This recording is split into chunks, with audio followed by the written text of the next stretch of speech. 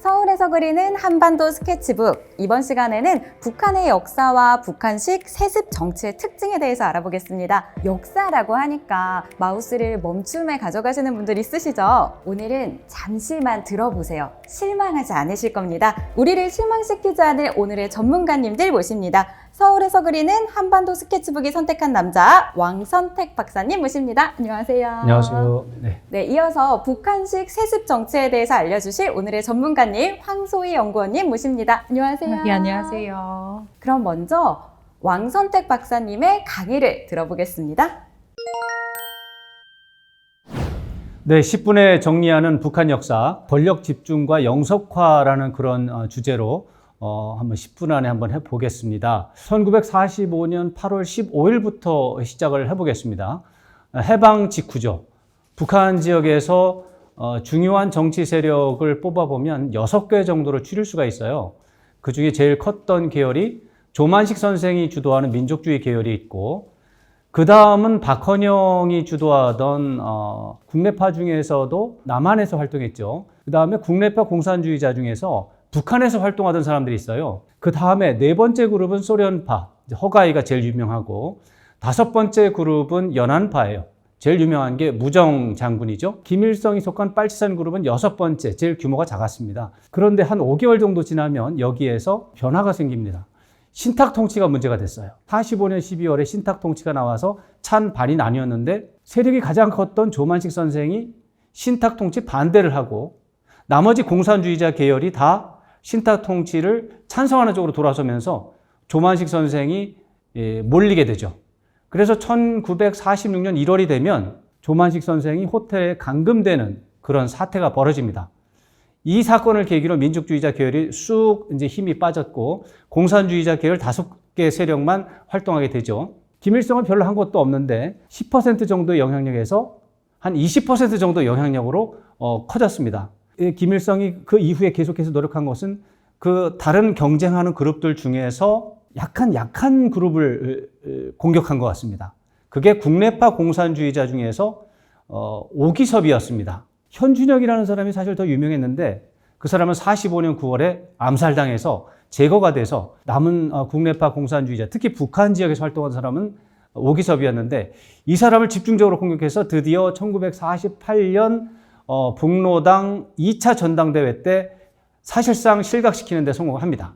그래서 김일성의 존재감이 한 30% 정도 올라갔습니다. 한 1년 지나서 1949년 2월이 되면 김일성이 주도하던 북로당, 북한 노동당과 박헌영이 주도하던 남한 노동당이 합당이 됩니다. 합당이 되면서 김일성이 조선 노동당 전체를 장악하게 되면서 박헌영의 세력을 또 약화시킵니다. 드디어 김일성은 북한의 전체 정치 세력가 중에서 한 40% 정도로 이제 원탑이 되는 상황이 됩니다. 그런데 40% 정도의 권력을 독점했지만 나머지 60% 정도는 아직도 남아 있습니다. 박헌영도 있고 허가이도 있고 무정도 남아 있습니다. 이런 상황 속에서 전쟁이 시작이 됩니다.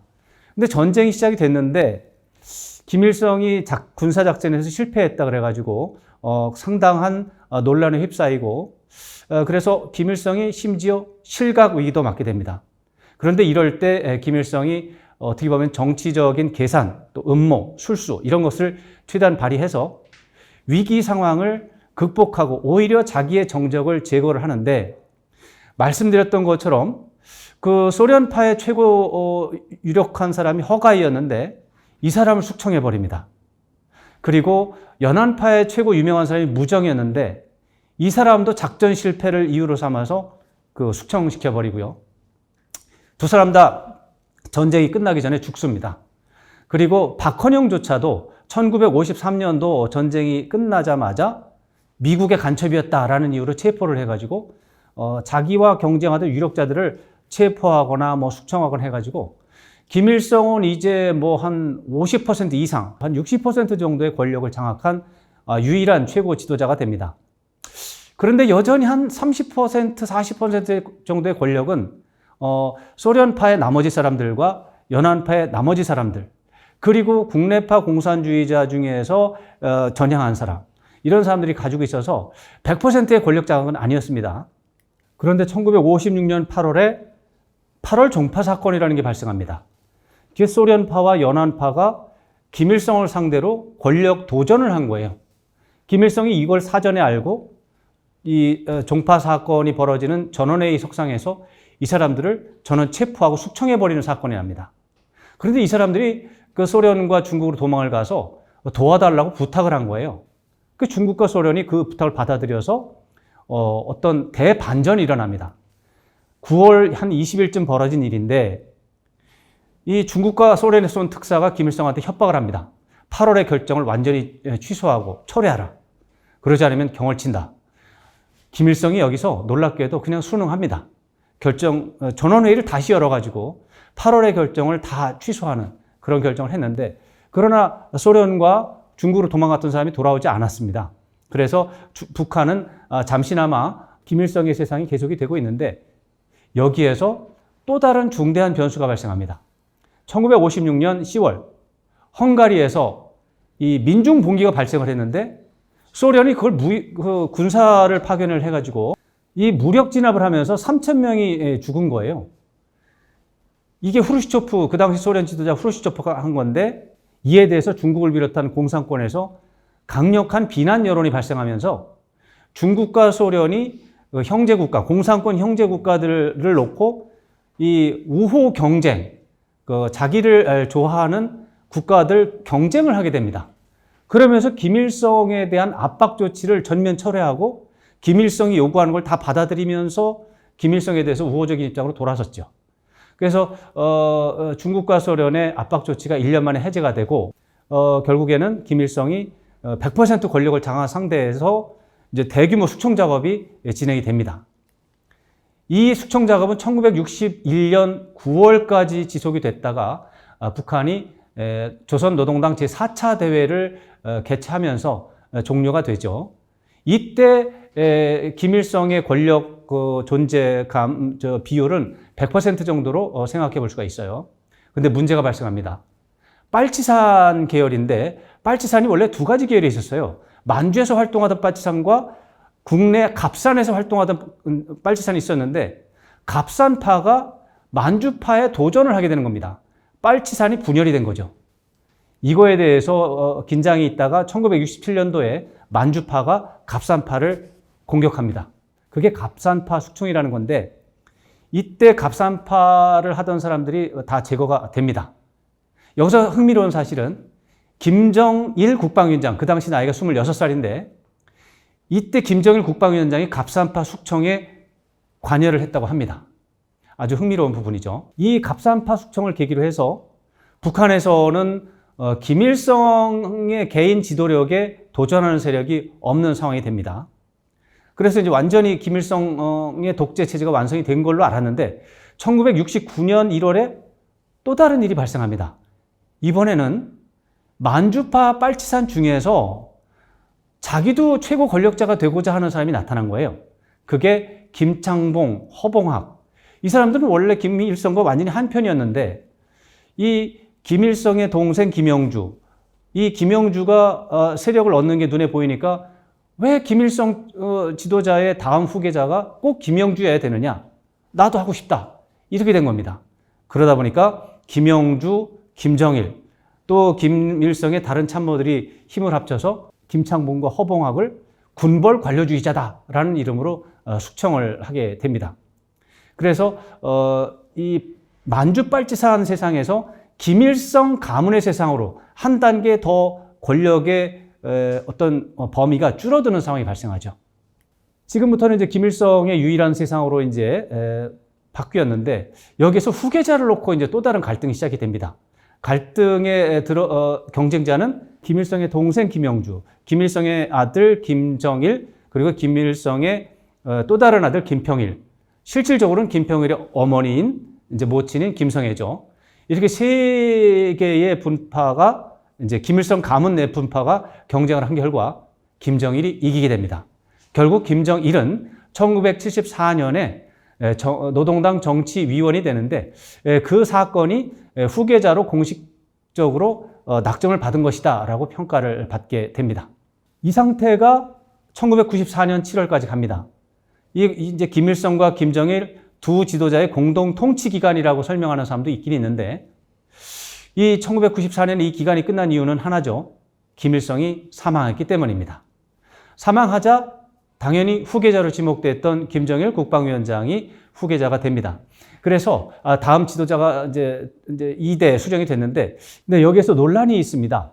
김정일이 그 김일성의 아들이라서 최고 지도자가 됐느냐, 아니면 김정일이 여러 명의 권력 투쟁에 참여한 경쟁자 가운데 투쟁의 결과 승리를 해서 수령이 됐느냐, 논란이 있는데 두 가지가 겹쳐 있는 것 같습니다.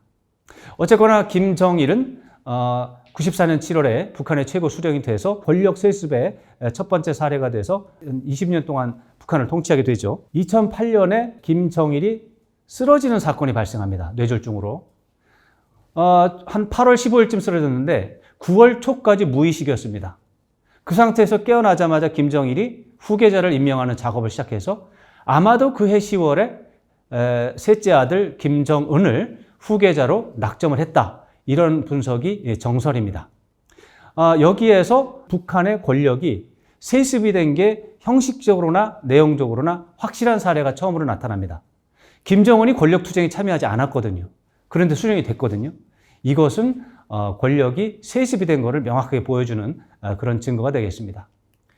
결국 2011년 12월에 김정일이 사망하고 김정은이 수령으로 즉위를 하게 되는데, 김정은은 김정일 위원장이 사망하자마자 곧바로 수령이 됐고, 일부에서는 김정은 위원장이 그 다음에 4월에 내각의 최고 지위라든가 당의 최고 지위를 받았기 때문에 한 6개월 정도 이후에 권력을 받았다고 하는데 그건 사실이 아니죠.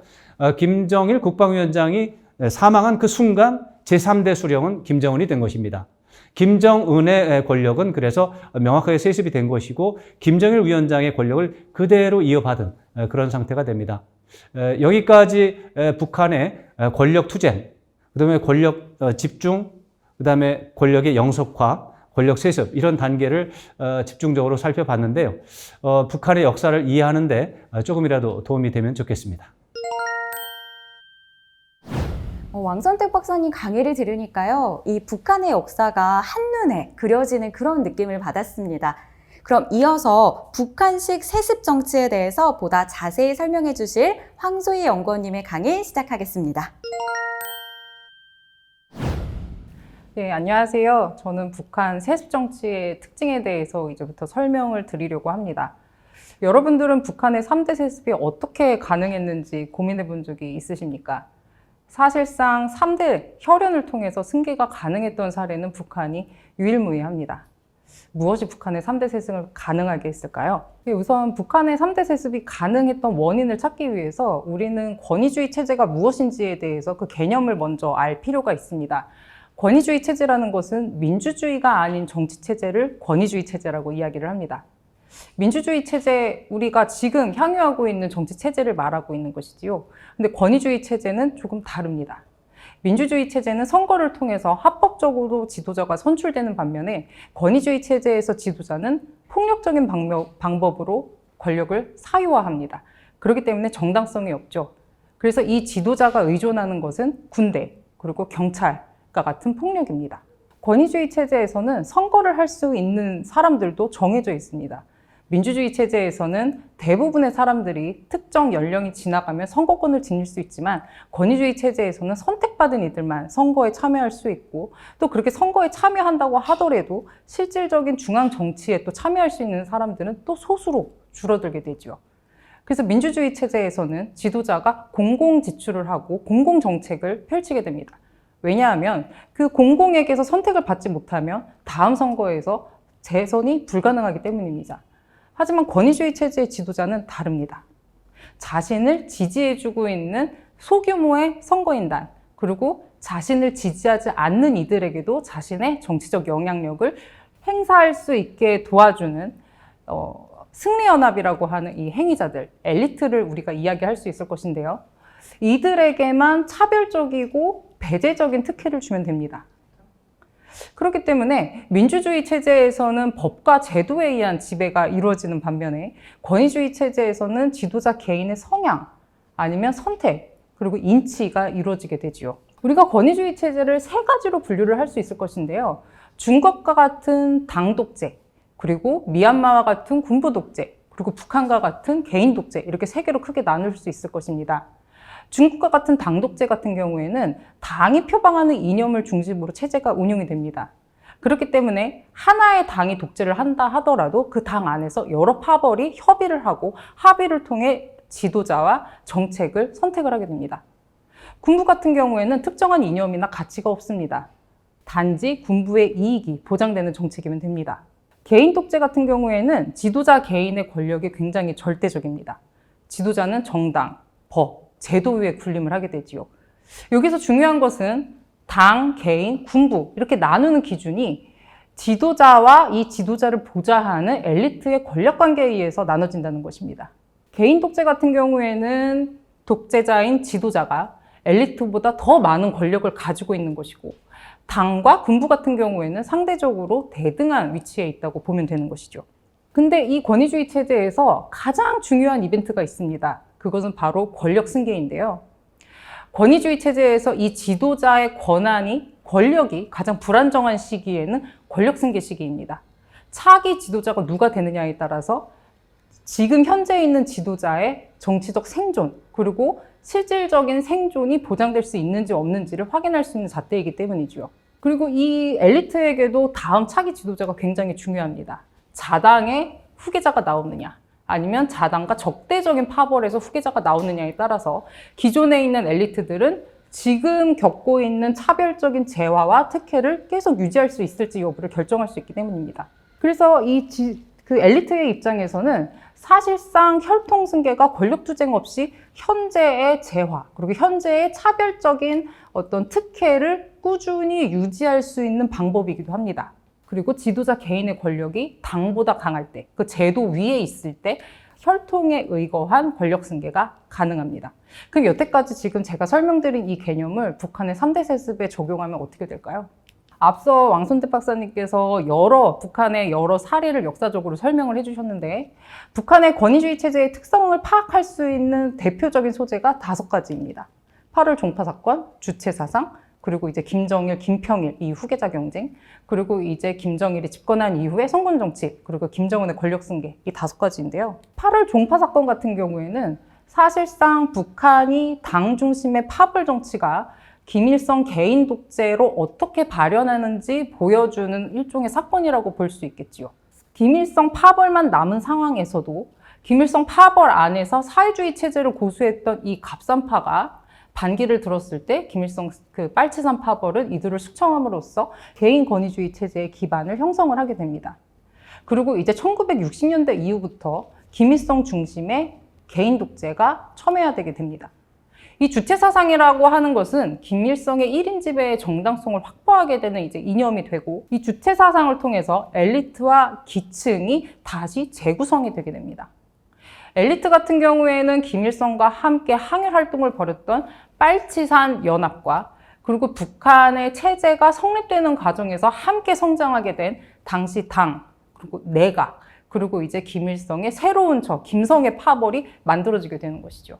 이 1960년대부터 1980년대까지는 김일성의 1인 지배가 공고화되면서도 김일성 파벌 안에서 2가지 파벌이 나뉘게 되는 계기가 되었습니다. 근데 이것이 빨치산 파벌을 중심으로 공고한 북한의 권위주의 체제로 형성되게 되는 사건이 있는데, 그것이 바로 김정일과 김평일의 후계자 경쟁입니다. 사실상 김정일 같은 경우에는 그 빨치산 파벌들이 동고동락했던 그 죽은 김정숙의 연합과 자신의 후계자 경쟁을 하게 되었고, 김평일 같은 경우에는 살아있는 김성의 연합과 후계자 경쟁을 하게 되지요. 그리고 그때 당시 김일성은 내심 김평일이 다음 후계자가 되는 것은 어떨까라고 생각했다고도 합니다.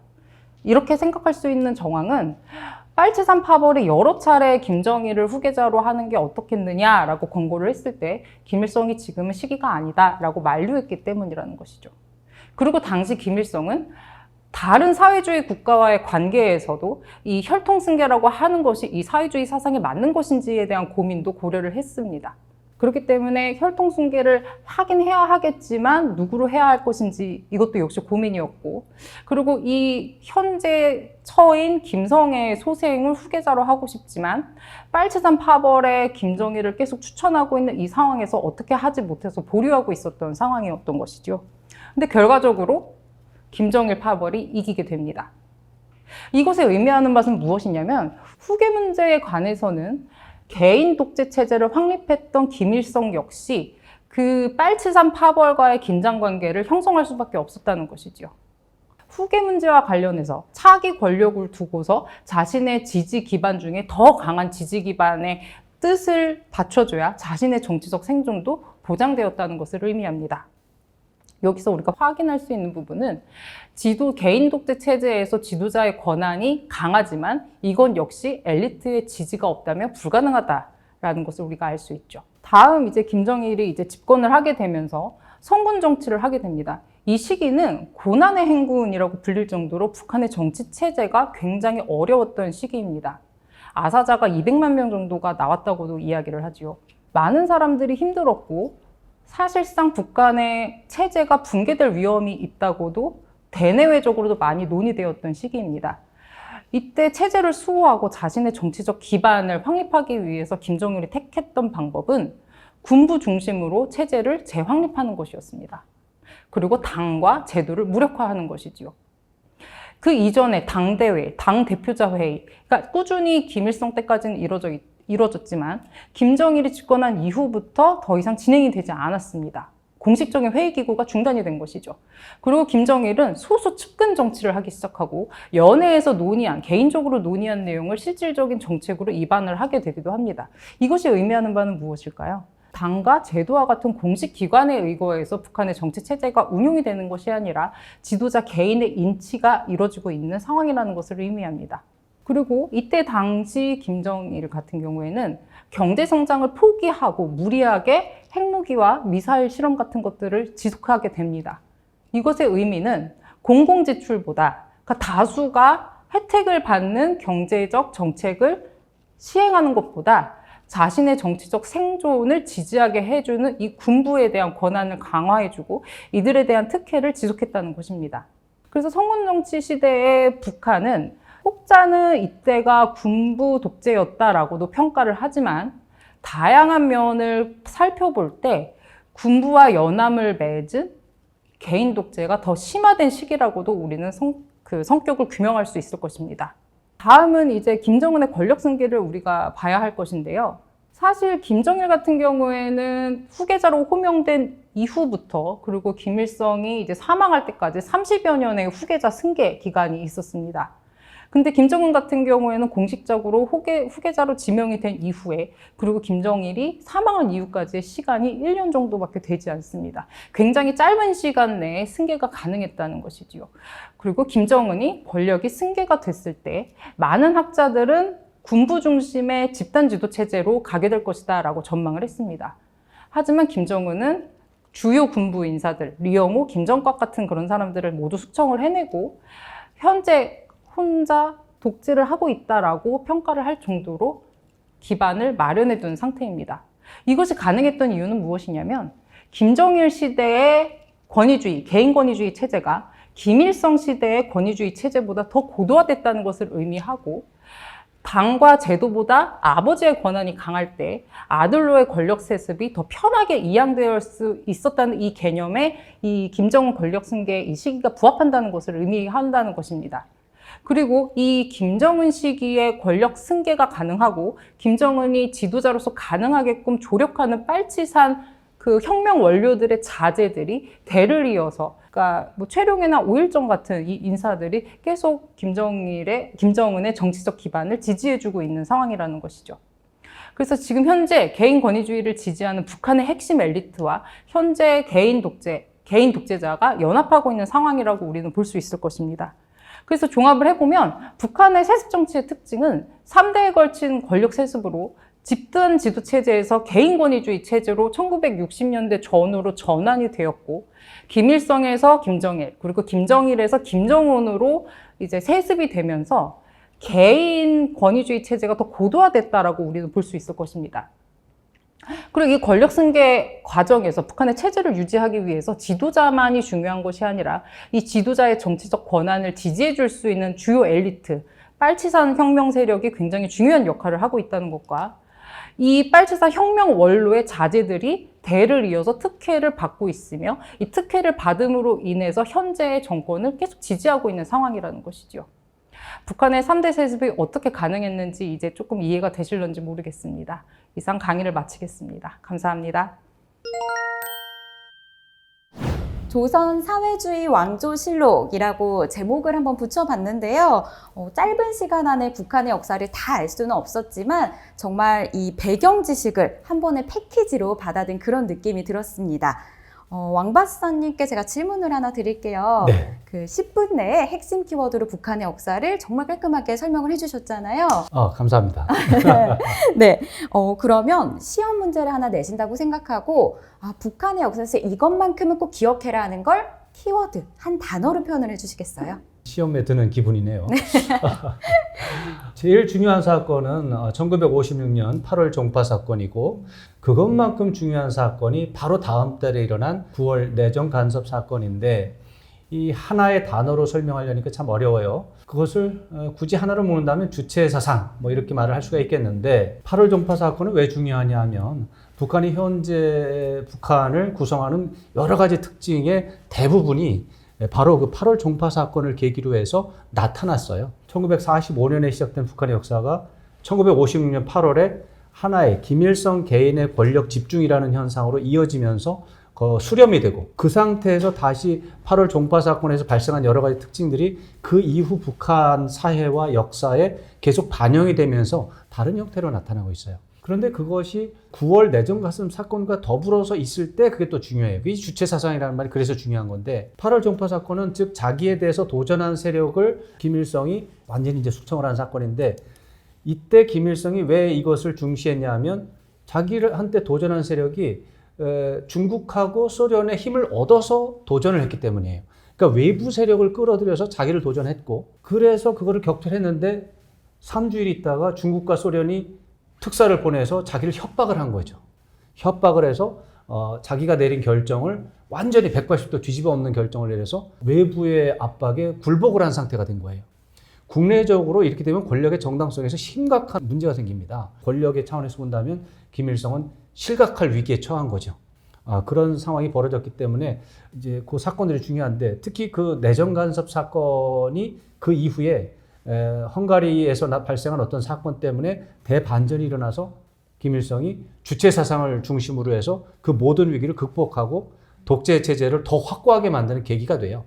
그래서 지금의 북한을 이해하는 굉장히 중요한 키워드는 주체 사상인데, 그 주체 사상이 구체적으로 발현된 사건이 종파 사건과 내정 간섭 사건이다, 이렇게 볼 수가 있겠습니다.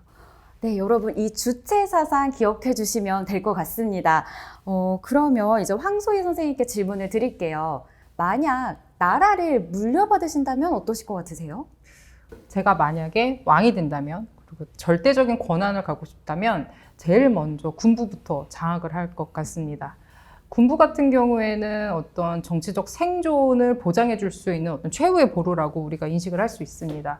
왜냐하면 저에게 저항을 하거나 저에게 반대를 하는 세력이 나타나고 봉기가 일어났을 때 진압할 수 있는 대상이기 때문이죠. 그래서 군부 장악이 가장 중요한 요인이라고 생각을 하고요. 두 번째로 이제 제 사람으로 이제 조직을 채울 것 같습니다. 이제 조직 관리가 굉장히 중요한 건데, 지도자가, 왕이 자기 혼자서 어떤 정책을 만들어내거나 입안하거나 실행을 할 수가 없죠. 지도자가 어떤 선택을 했을 때 이것을 따라줄 수 있고 지지해줄 수 있는 세력이 필요합니다. 그리고 이런 지지할 수 있는 세력을 만들 수 있는 방법은 지도자가 가지고 있는 재화를 배분하는 것입니다. 이 재화라는 것은 경제적 재화도 될 수 있고, 사회적 재화도 될 수 있고, 정치적 재화도 될 수 있고, 명예적 재화도 될 수 있습니다. 그래서 제가 어떤 재화를 운용할 수 있을 것인가, 어떻게 유통할 수 있을 것인가, 또 어떻게 배분할 수 있을 것인가에 대한 고민을 먼저 한 다음에 적재적소의 인물들을 찾아서 조직을 만들 생각입니다. 제가 굉장히 가볍게 물어본 질문에 진지하게 답변을 해주셨어요. 일단 군부를 장악한다, 또 내 편을 만든다, 자원 배분의 힘을 찾아보겠다라는 이런 심도 있는 답변으로 또 잘 해주셨습니다. 어쨌든 북에는 지금 실제로 나라를 물려받은 30대 젊은 지도자가 있는 거잖아요. 정말 초특급 다이아몬드 수저라고 생각이 드는데 4대 세습이 가능할까요? 4대 세습이 가능할 것이다, 아니다 여부를 논하는 것은 사실 정말 어려운 일입니다. 그래서 그 부분은 저도 함부로 확언을 할 수 없는 굉장히 어려운 문제라는 점을 미리 말씀을 드리고요. 그럼에도 불구하고 우리가 관전할 수 있는 몇 가지 포인트가 있습니다. 그 첫 번째 포인트는 이제 현 김정은에게 아들이 있느냐, 아들의 존재 여부를 우리가 먼저 확인을 해봐야 할 것입니다. 사실 어떤 현재 권위주의 체제의 지도자에게 후계가 없는 현재 지도자의 권력은 불안정합니다. 그리고 후계가 있다고 확인이 됐을 때 안정적으로 이제 권력 승계가 유지됨으로 인해서 미래 권력과 현재의 권력이 동시적으로 안정적인 기반을 형성할 수가 있죠. 근데 현재 북한의 김정은에게 아들이 있느냐 여부는 공식적으로 나타나지 않았습니다. 한간에서는 아들이 있다 여부는 이제 비공식적으로 얘기가 되어 있지만 아직 확인을 하지 못했으니까요. 다만 데니스 로드먼이 방북했을 때 딸 주애가 있었다라는 이제 증언이 있어서 우리가 어느 정도 자녀가 있을 것이다라고 예측을 하는 것이죠. 그리고 두 번째로 필요한 부분은 이제 엘리트들이 그 아들에 대해서 지지를 계속 할 것이냐, 그리고 그 아들은 현존하고 있는 엘리트에게 지금과 같은 배타적인 특혜, 차별적인 재화를 제공할 것이냐에 대해서 우리가 고민을 이제 또 해봐야 할 것입니다. 만약에 현재 엘리트가 혈통 세습이 가능하다고 하더라도 지금과 같은 어떤 재화, 지금과 같은 특혜를 받을 수 없다라는 판단이 들게 될 경우에는 아들이라고 하더라도 생각을 달리 할 수 있는 여지가 있기 때문이죠. 그리고 세 번째로 우리가 생각해 봐야 할 상황은 지도자가 이 엘리트들에게 정치적으로, 경제적으로 자원을 배분해 줄 수 있는 능력이 지속될 수 있을 것이냐 여부를 우리가 확인을 해봐야 될 것 같아요.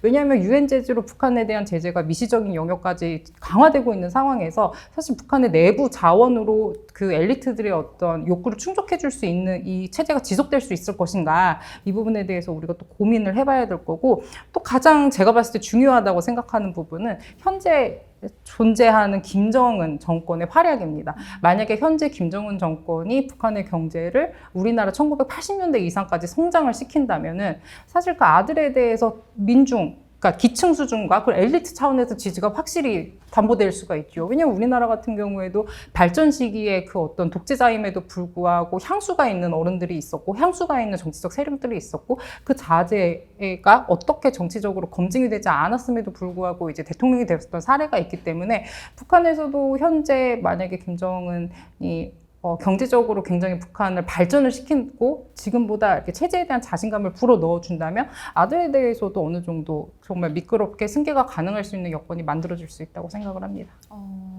네, 잘 들어봤습니다. 저희 왕 박사님한테 이제 또 질문을 드리고 싶은데요. 북한을 외부에서 봤을 때는 되게 이해하기도 어렵고 항상 이렇게 불안한 위기인 것 같은 느낌이 들잖아요. 박사님께서 보셨을 때 북한의 역사 중에서 가장 위기라고 생각하는 순간 하나, 또 이 위기는 정말 잘 넘겼다, 위기 탈출 넘버1이다 라고 생각한 사건 하나, 이렇게 각각 하나씩 꼽아주신다면 어떤 게 있을까요? 3번 있었는데 3번이요? 너무 많은데. 그게 1956년 9월 내정 간섭 사건이에요. 그게 첫 번째 위기였어요. 중국과 소련이 그때 와가지고 8월에 했던 결정을 철회하지 않으면 가만히 안 둔다고 그랬어요. 가만히 안 둔다는 말 속에는 죽일 수도 있다는 얘기예요. 그 위기를 김일성은 그 당시에 전폭적으로 수용하면서 뒤로 완벽하게 물러나면서 무릎 꿇고서 넘어갔어요. 굉장히 굴욕적이죠. 두 번째 위기는 1990년 전후에 냉전 종식이에요. 냉전 종식이 되면서 그 당시에 북한이 국가적으로 운영해왔던 모든 시스템이 붕괴가 되는데, 그중 가장 중요한 거는 중국과 소련으로부터 오는 식량, 에너지 등 모든 인프라 지원이었어요. 그게 모든 게 중단이 돼버린 거예요.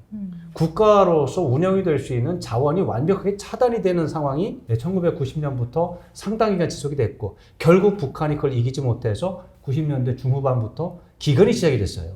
3년 이상 진행된 기근으로 북한에서 사람들이 많게는 300만 명까지 사망했다는 말도 있는데, 그 정도의 국가적인 위기가 있었는데 결국엔 이것을 넘어갔죠. 그게 이제 두 번째 위기와 극복 사례고, 세 번째 위기는 2008년 8월 15일에 발생했어요. 김정일이 갑자기 넘어진 거예요. 그냥 뇌졸중으로 쓰러진 상태에서 의식을 잃어버렸어요. 유일 지도 체제인데 후계자가 없는 상태였는데, 대책이 없는데 그냥 지도자가 의식이 잃고 쓰러진 거예요. 3주일 동안 무의식이었어요. 이때 위기는 장성택을 비롯한 나머지 엘리트들이 충성스러운 마음을 유지하면서 계속해서 그 수발을 들다가 결국에는 김정일 위원장이 깨어난 다음에 정신 차리고 후계자를 임명하고 임명된 후계자에게 교육을 시킨 다음에 3년 동안의 시간을 벌어서 북한이 국가적으로 생존하는 게 이어진 거죠. 위기를 극복을 한 거죠. 이 세 가지 사건 중에 어느 게 더 제일 셀까? 꼭 하나만 골라야 한다면 김일성 가문의 입장에서 본다면 3번이 제일 어려웠겠네요.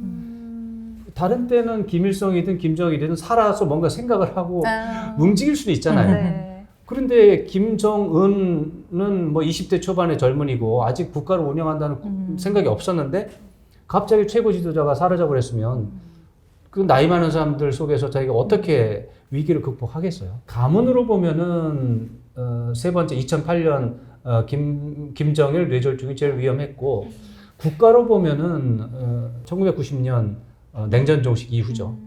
네. 이게 딱히 뭐 하나가 가장 위기다라고 꼽을 수 없을 정도로 국가 차원과 또 개인 차원이 조금 다를 수가 있겠네요. 네. 굉장히 또 이렇게 심도 있게 재미있게 또 설명을 해주셔서 감사합니다. 감사합니다. 네. 그러면 만약에 북한이 세습 정치를 안 하고 중국이나 베트남처럼 일당 독재는 하지만 그 안에서 엘리트들끼리 권력을 나누고 승계하는 식으로 국가 운영을 했다면 지금의 북한은 어떤 모습일까요? 중국 사례와 굉장히 비슷할 것 같다라는 생각이 들어요. 그리고 1960년대 이전의 북한의 모습을 많이 띄고 있겠죠. 그러니까 사실 북한의 문헌들을 봤을 때 1960년대 이전 북한 당 내에 다양한 파벌이 논의하고 토의할 수 있었던 그 구조 내에서 북한 사회가 굉장히 다채로웠었다라는 증거들이 많이 나오고 있습니다. 그러니까 1960년대 이후 이제 주체 사상이 만들어지고 이제 개인 독재가 심화되면서 북한의 어떤 다양한 논쟁들이 사라져 버리게 되죠. 그래서 1960년대 이전의 이제 모습들을 보면 아쉬움이 굉장히 많습니다. 그러니까 경제 개발을 두고서 어떤 경제 개발을 할 것인가에 대한 논쟁이 굉장히 있었고 북한을 어떤 사회주의 체제로 만들 것인가에 대한 논쟁도 정말 다양했죠. 근데 다양해야 다양한 대안들이 나오고 그 대안 안에서 가장 좋은 것을 이제 꼽게 되잖아요.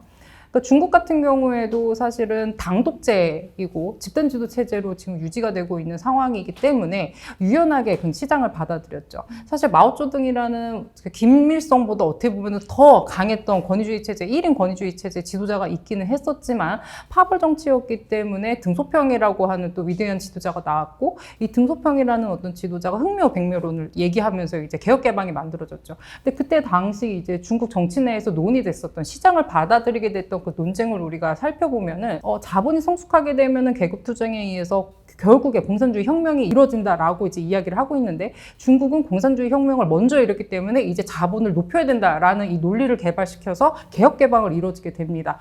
그런 것처럼 북한에서도 다양한 논의들이 만들어지고 개혁 개방을 할 수 있고 지금과 다른 체제가 만들어질 수 있는 유연한 어떤 시스템이 정착이 됐긴 했겠지만 사실 그런 시스템이 한국 입장에서 남한 입장에서 반드시 우호적인 환경일까에 대해서는 의문입니다.